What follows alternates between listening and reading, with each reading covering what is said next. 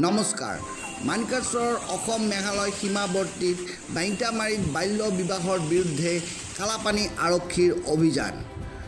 নবালিকা দৰা কইনাৰ সহ বিবাহ কৰিবলৈ অহা কাজী গ্ৰেফতাৰ। দৰা কইনা উভয়ে নাবালক। বিবাহ কৰিবলৈ অহা কাজীৰ নাম মৌলানা ইব্ৰাহিম আলী। মানকাছৰ থানাত কাজীসহ দৰা কইনাক সোধা পোছাৰ অন্তত গ্ৰেফতাৰ কৰিছে মানকাছৰ আৰক্ষী। পলায়ন কৰিছে দৰা কইনাৰ অভিভাৱক।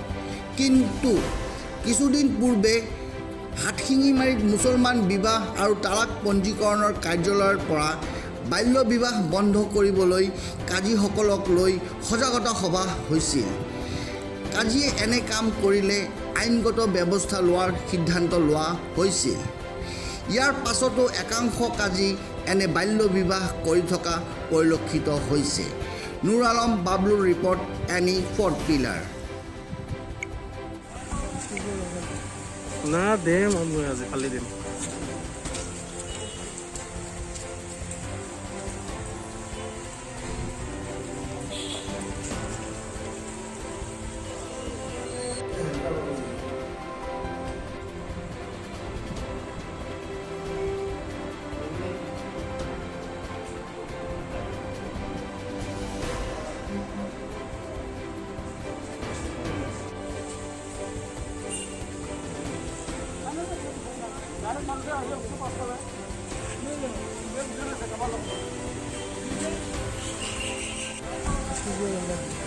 না দে মই আজি খালি দিম।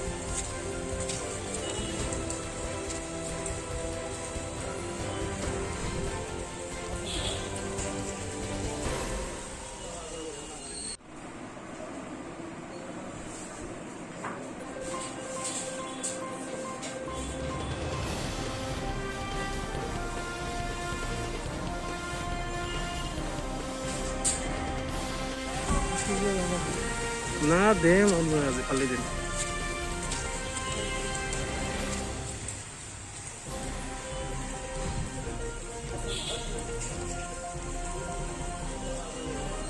অভিযান চলিছিল। যোৱা ৰাতি মই খবৰ পাওঁ যে এখন বাল্য বিবাহ চলিছে। অসীমত পাৰ্টি পঠোৱা হয়। কালাপানী এৰিয়াত আছিল বাংটিমাৰী ইজাৰত আৰু নাবালিকা ছোৱালী আৰু ল'ৰাটো আছিল আমাৰ দিয়াৰাৰ জামিৰুল হক। তেখেতৰ লগত বিয়াখন সম্পন্ন হৈ আছিল আৰু পুলিচ গৈ আমি কাজী ল'ৰা ছোৱালীক পিকআপ কৰি আনিলোঁ। এতিয়া আমি কেছ ৰেজিষ্টাৰ কৰিলোঁ, জেল হাজতলৈ প্ৰেৰণ কৰিলোঁ।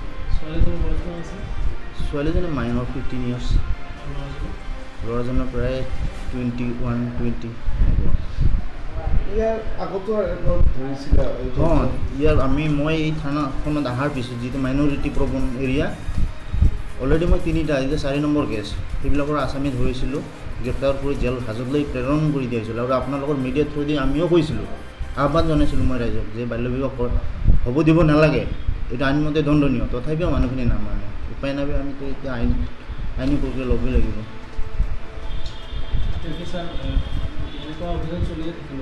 চলি থাকিব, যেতিয়ালৈ মষিমূৰ নহয় তেতিয়ালৈ এই অভিযান চলি থাকিব। কাজী আমি এপ্ৰিহেণ্ড কৰিছোঁ ইব্ৰাহিম আলী। শুনামতে পঞ্জীয়ন আছে বুলি কৈছে, কিন্তু আমি বিচাৰিছোঁ এতিয়ালৈ আমাক কোনো নথি পত্ৰ তেনেকৈ যোগান ধৰা নাই। গ্ৰেপ্তাৰ কৰা হৈছে। ফৰৱাৰ্ড কৰা হ'ব, জেল হাজত প্ৰেৰণ কৰা হ'ব।